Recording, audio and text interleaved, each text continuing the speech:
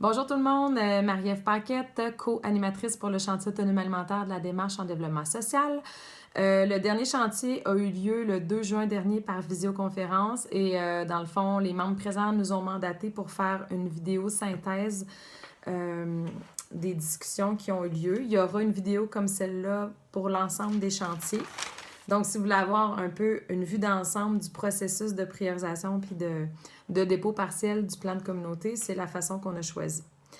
Donc, les partenaires qui étaient présents au chantier, la Maison L'Essentiel, les bouts de papier, Partageance, la Coop du Cap, porteur de l'accompagnement jardin, le Centre d'action bénévole, porteur des joyeuses fricassées, le Coopérative Levier des artisans, porteur de l'action des anges jardins, Carrefour Ressources, porteur de l'action des cuisines collectives et du jardin communautaire de Carrefour Ressources.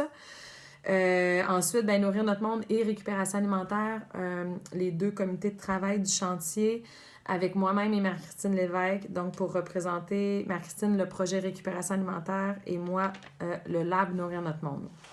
On avait aussi des accompagnateurs avec nous, la direction de la santé publique, un OC du CIS de la Gaspésie, le Centre local de développement, l'agente de mobilisation MADA et un agent de soutien de l'équipe en développement social. Les objectifs de la rencontre étaient de faire le bilan de nos actions et d'entamer une priorisation partielle pour les besoins les plus urgents et de faire le point sur la COVID. Les bilans, dans le fond, toutes les fiches ont été envoyées par courriel, puis on a choisi d'en faire la lecture, puis s'il y avait des questions, d'acheminer les questions aux responsables de chantier. Puis on aura aussi du temps en septembre pour revenir là-dessus. Donc, on est passé un peu vite sur ce point-là pour concentrer les échanges sur les prochains points. On a fait un tour de table pour toutes les organisations pour voir en quoi le COVID avait un impact sur les besoins en autonomie alimentaire, sur vos actions, sur le mode de fonctionnement à l'interne des organismes. C'est certain que ça amène beaucoup d'adaptation pour tout le monde. Vous avez accès au compte rendu complet, dans le fond, si vous voulez avoir les détails du tour de table par organisation. On est allé directement ensuite à la priorisation des besoins les plus urgents. Quand on dit besoins les plus urgents, c'est pas que l'action est plus importante, mais c'est qu'elle avait vraiment des besoins pour rapidement cet été ou en septembre.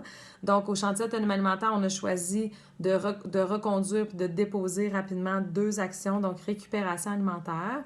Le projet Récup qui concerne beaucoup de partenaires en développement social, on souhaitait ne pas avoir de coupure de service, évidemment, dans ce projet-là. Et les jardins communautaires de Carrefour Ressources, qui est une action qui démarre cet été. Donc, 2 actions qui vont être déposées dans notre priorisation partielle. Pour tout ce qui est les autres actions, on en reparle en septembre. Dans le fond, on vous laisse donner le temps de vraiment voir en quoi, justement, la COVID allait faire des changements ou pas, puis de faire un dépôt comme dans un deuxième temps. Ensuite, on a abordé la question du bilan de toutes les actions en autonomie alimentaire qui ont été déployées dans le contexte de la COVID. Donc, ça a quand même bougé fort en autonomie alimentaire. Il y avait toute la question des services de livraison citoyens, dépannage alimentaire d'urgence. Il y a beaucoup d'énergie de l'équipe en développement social et du chantier autonomie alimentaire qui a été mis dans des actions d'urgence liées à la sécurité de l'autonomie alimentaire. Donc, c'est important de prendre le temps de faire le bilan de ces actions-là, surtout en prévision de l'automne, pour voir, avec un peu de recul, si ça reprenait, si l'épidémie venait à se répandre sur notre territoire, comment on voudrait agir ensemble. Donc, il va y avoir un bilan qui va être entamé. Les partenaires qui désirent y participer, vous contactez Sylvain Cossette de l'équipe en développement social. Ensuite, il y avait la question des besoins du chantier. Donc, notre chantier autonomie alimentaire, c'est un espace de concertation.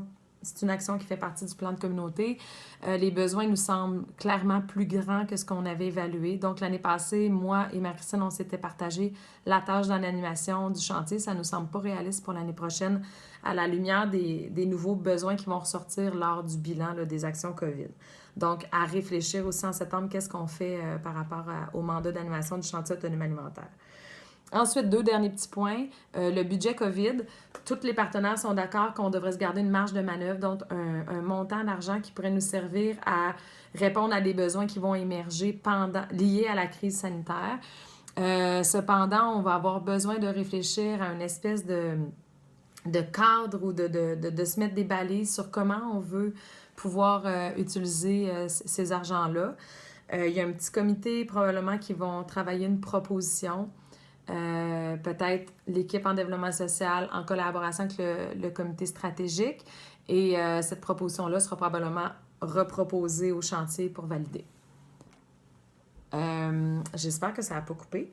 Le dernier point, les commandes groupées. Donc, plusieurs organismes ont besoin de commander du matériel. Et là, il y a la Croix-Rouge qui nous offre, dans le fond, de faire une commande pour toutes les organisations du territoire.